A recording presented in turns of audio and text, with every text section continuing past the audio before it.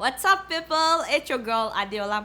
So last week Thursday, I got a phone call from my friend in Abuja telling me that, hey Adeola, hey, that was my friend on phone. You guys know I don't talk like that. She was like, Adeola, see me see trouble. Hey, can you believe this bush woman?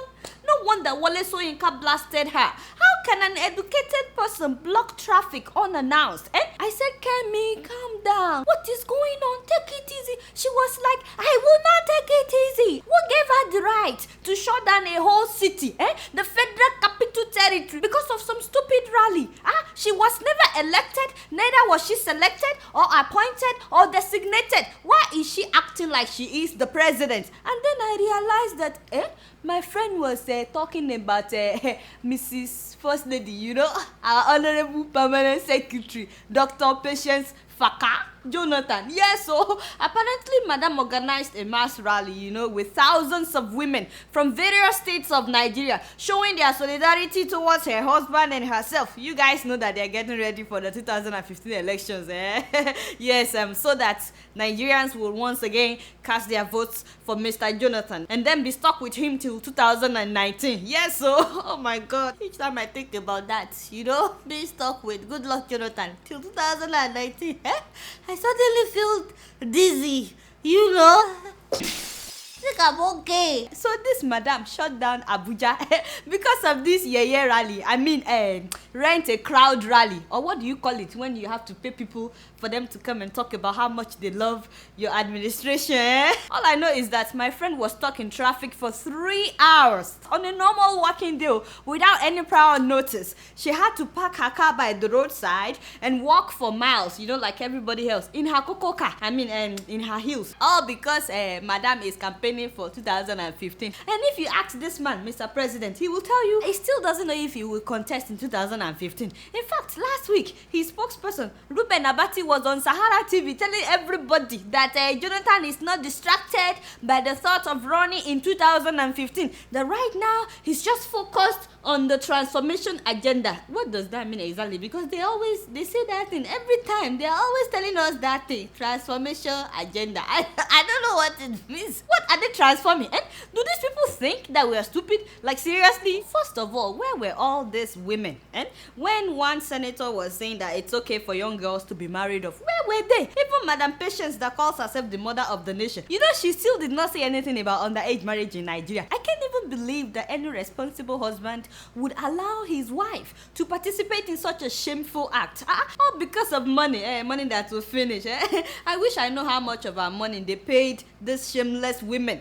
Even our soldiers and policemen joined in this political jamboree, parading at the venue of the event with military helicopters hovering over the venue. Can you believe? How are we sure that they won't use them to rig the coming election if they're already supporting her rally? And guess who stood in the middle of everything, waving at everybody as they passed by? Yes, now, Madam Patience.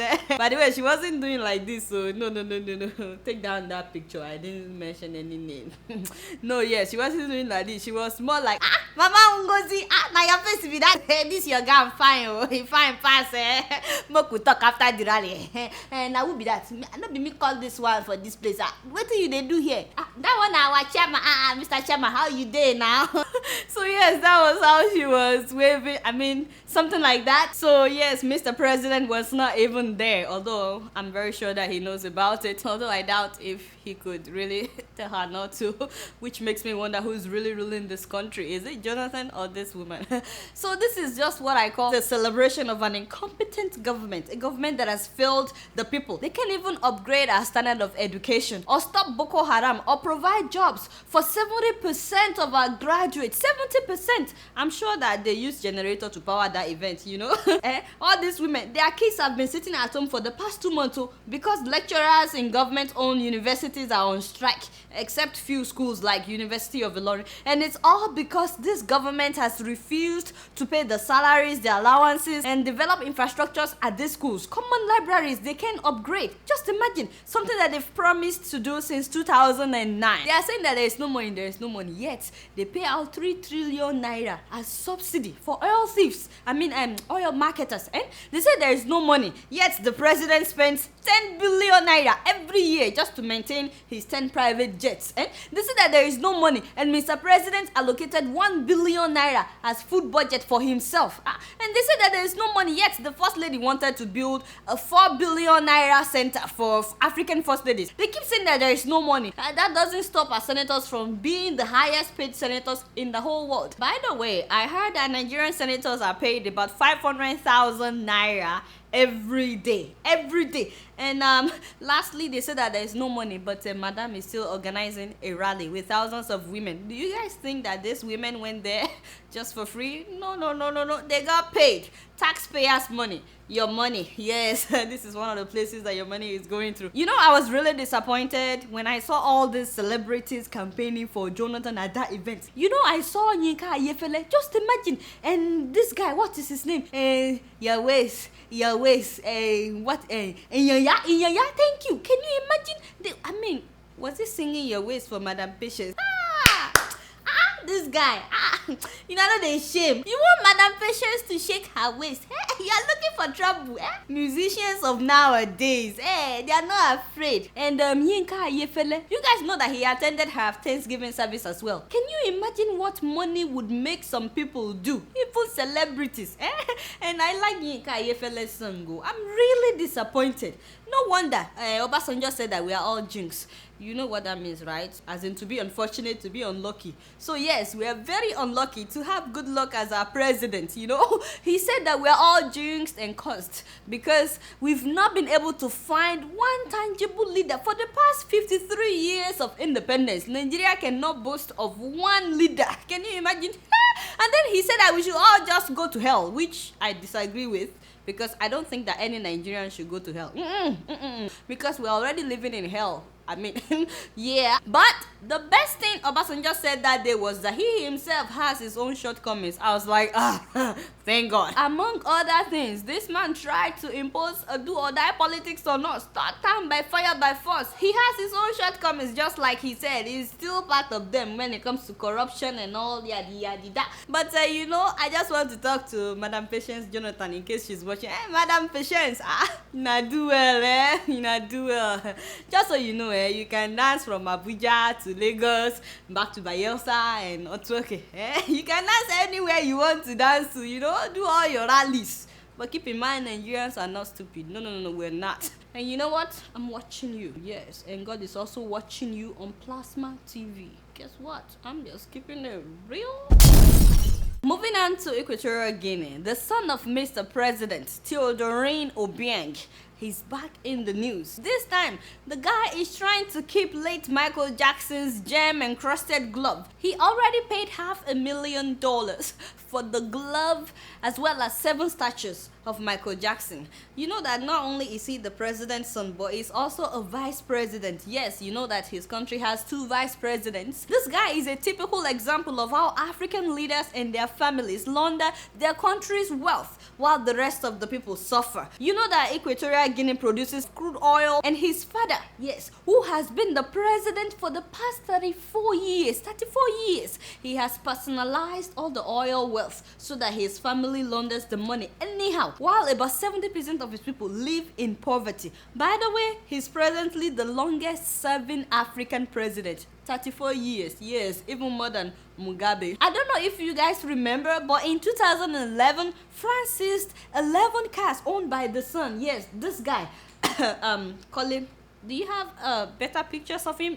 Because it pisses me off when I see a 42-year-old man with perm in his hair. Seriously, it certainly doesn't make him look handsome if that is what he's trying to do. I think it looks weird. Yes, thank you. So as I was saying, we're talking about cars worth more than £5 million. Some of these cars are more than $500,000 each. Yes, Rolls Royces, Porsche, Bugattis, a Ferrari, and so on and so forth. All of them owned by one man, just one man. Oh. They also seized his Paris mansion. Yes, he had the mansion in Paris worth $180 million. You know, the building has 101 bedrooms, a Turkish bath, a hair salon, 2 gym clubs, a nightclub, and a movie theater right inside his mansion. Did I mention that he had a clock worth $3.7 million? 3.7. So you know, each time you're checking the time, you're actually looking at $3.7 million. Yes, it's 9 o'clock on the $1 million clock. But not only that, he also had a $38 million private jet and a $30 million mansion in Malibu, California, here in the US. Now, why exactly he needs the glove is what I still don't understand. Like, seriously, you would pay about $500,000 for some glove and statues of Michael when more than 70% of your citizens live in poverty? Sometimes I don't understand us Africans. We have a problem. It's a very deep one. A psychological, physiological, mentological, catastrophic dilemma. Seriously, yes. You guys know that the population of his country is not up to 1 million. And God is so good to you that you are able to produce 400,000 barrels of oil per day, which means nobody in your country should live in poverty. How many are there? Like 700 and something thousand people. So definitely they are making more than enough to take care of everybody in that country. But no. This man instead diverts the oil wealth into his family account. He collects more than $10 million every day, every single day from the oil companies, living large at the expense of his own people. Now he's building his own city inside his country in the middle of nowhere. He's spending billions of dollars to build a fortress with a new palace. You know, he wants to have a new palace. He wants to have his own university, his own hotels, theaters, shopping malls. You know, can you believe this man? Meanwhile, take a look at some pictures of his citizens that he doesn't like to show the world.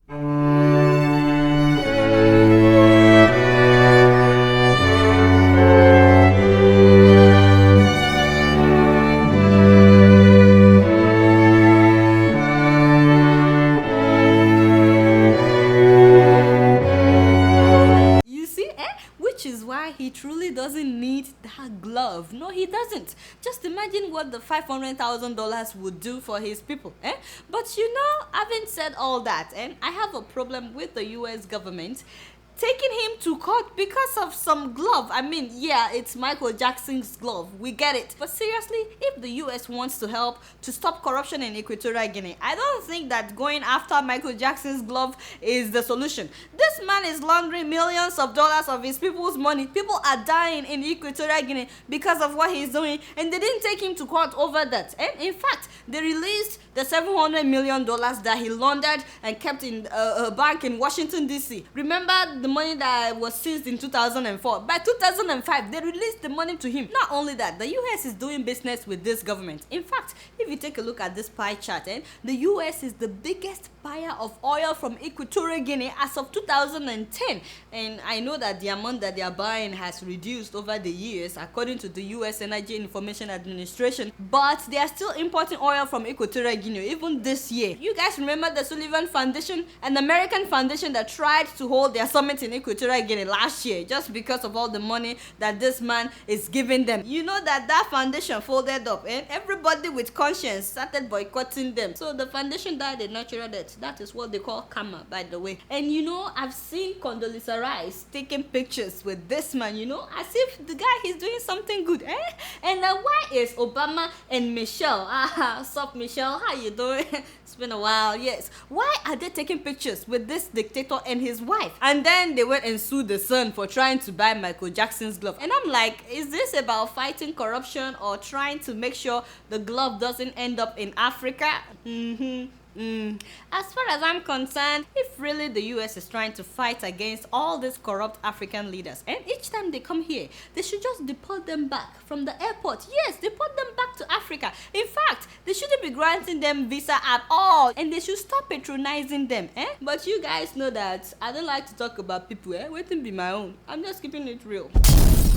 So I'm sure that you guys have been following what's going on in Egypt. My people, it's been so scary. I keep asking, how did we get here? The military leadership is killing people in huge numbers. You know that last week, more than 500 people were killed just in one day. In one day, come and see blood on the streets of Egypt. Honestly, no matter how well meaning a military government is, in the end, it doesn't turn out well. And they always have to kill people. They made all these promises only for them to be killing civilians. And did you guys see how those Islamist extremists are trying to turn everything into a religious war, attacking dozens of churches and homes and businesses owned by Christians? Can you imagine? You know that they even captured some nuns, parading them around like criminals. Right now, the former president, Hosni Mubarak, has been released. See, Egyptian revolution has been totally discredited just at the time that we Nigerians were waiting for our own. Kai, Egyptians, why now?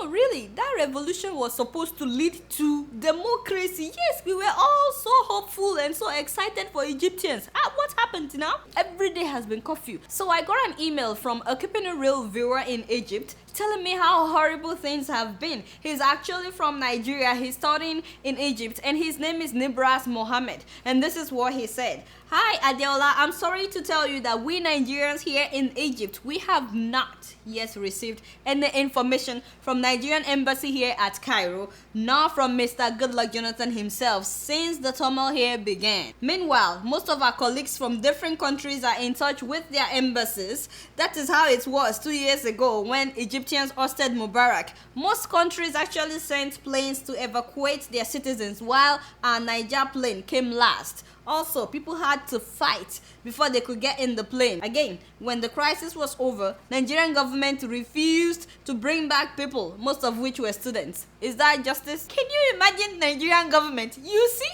when everybody else is trying to protect their own citizens. Very typical. Why am I not surprised? Because they've not even taken care of those that are back home. You get what I'm saying? How can you have an embassy that won't make arrangements for the safety of their citizens in that country? I wrote this guy, just to see how he's doing, and then he told me that he's safe. It's just that he had to make sure that he has food, which is not easy to get because of the curfew. So my people, we should always remember, by the way, that Nigerians are in every country you can think of. So when you hear of a disaster somewhere, just know that it could also be affecting somebody that you used to know when you were young, and not just Nigerians, but people from other African countries as well. So my Egyptian people, the whole world is watching. Seriously, that was supposed to be an opportunity to demonstrate true democracy, but killing each other will never solve your problem. It will only deepen the hatred. But what do I know? You guys know I don't know much.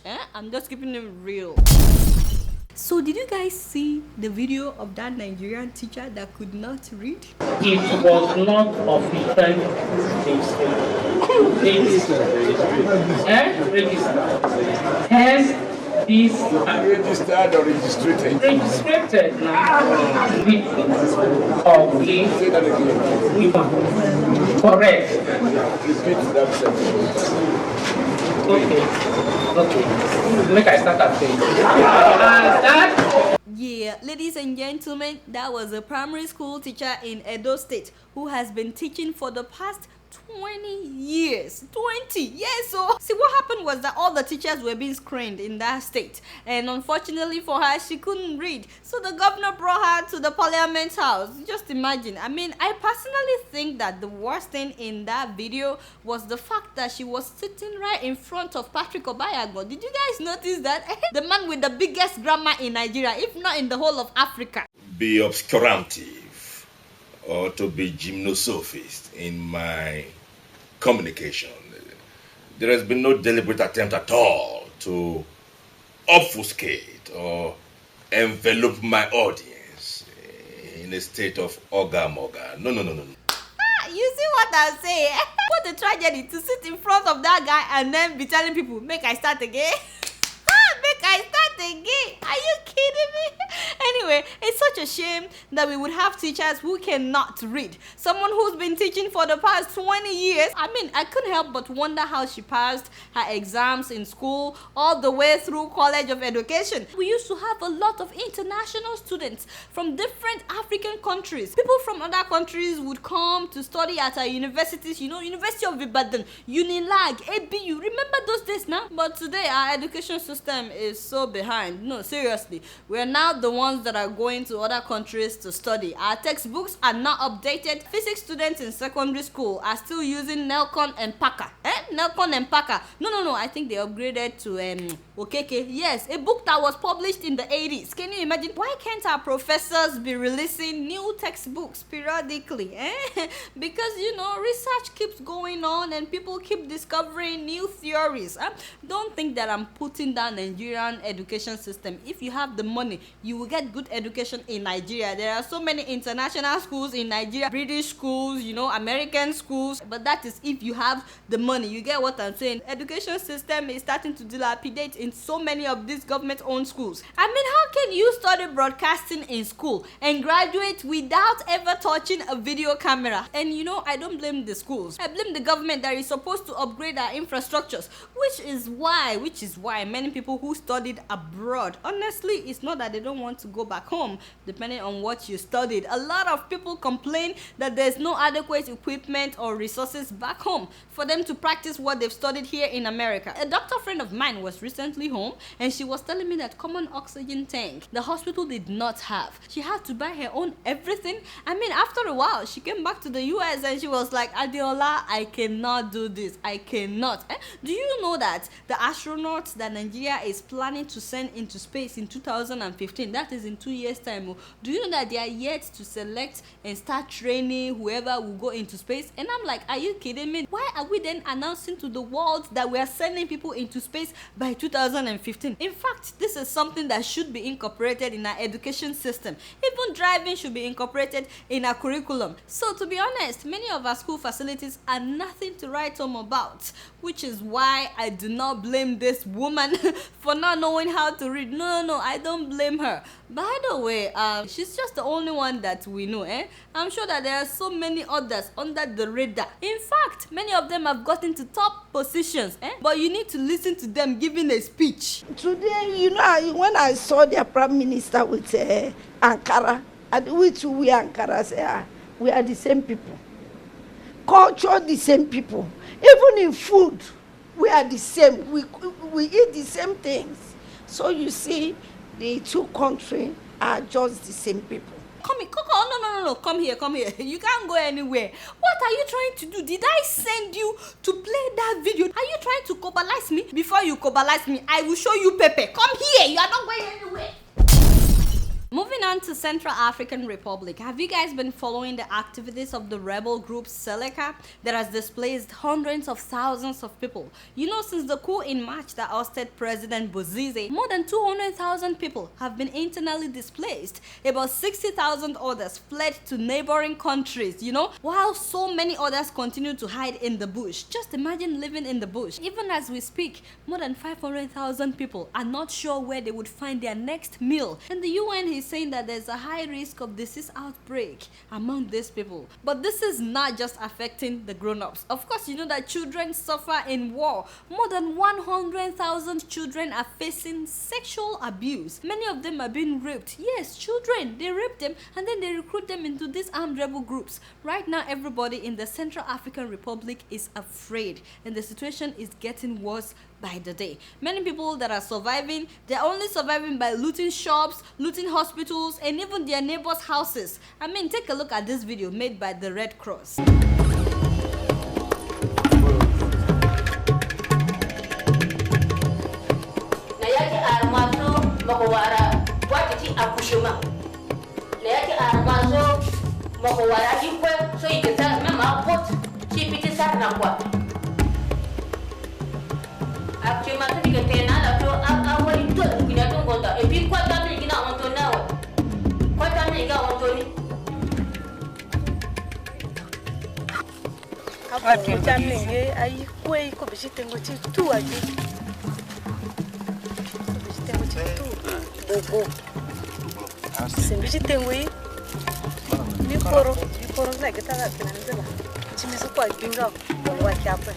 When you see something like that, you realize whatever problem you think you have is nothing compared to what some people are going through. Now, you know what upsets me the most is the fact that there's no reason for this country to degenerate to this level. I mean, when you think of how blessed they are in terms of natural resources, this country has diamonds. They have gold, uranium, timber, oil, hydropower, and I'm like, what is our problem in Africa? What is our problem? And it's the same story with so many other African countries. We are so blessed, and yet we're the poorest continent on earth. I mean, seriously? And then it is always foreigners that have to come and save us. And my African people, when are we going to wake up? And by the way, Bozize should not come back. That president, he shouldn't come back. I don't care what France is saying. No, he shouldn't come back. You know, he was in power for too long and he was corrupt, which is the cause of all this problem. For 10 years, 10 good years. And now that the rebels took over, it is very clear that rebels are not meant to rule a country. No, they are not. A democratically elected president is what we need in the Central African Republic. So these rebels should allow election, free and fair election. So please, my people, keep the people of Central African Republic in your minds. Keep them in your prayers. They really need help right now. If you can donate, visit the Red Cross website or the UN's website and find out how you can donate or how you can help these people, especially the children. And guess what? I'm just keeping it real. Alright, y'all, it's been real, and I'm keeping it real right up in here. I'll see you in 2 weeks. Make sure you enjoy your Labor Day weekend. Until then, peace out.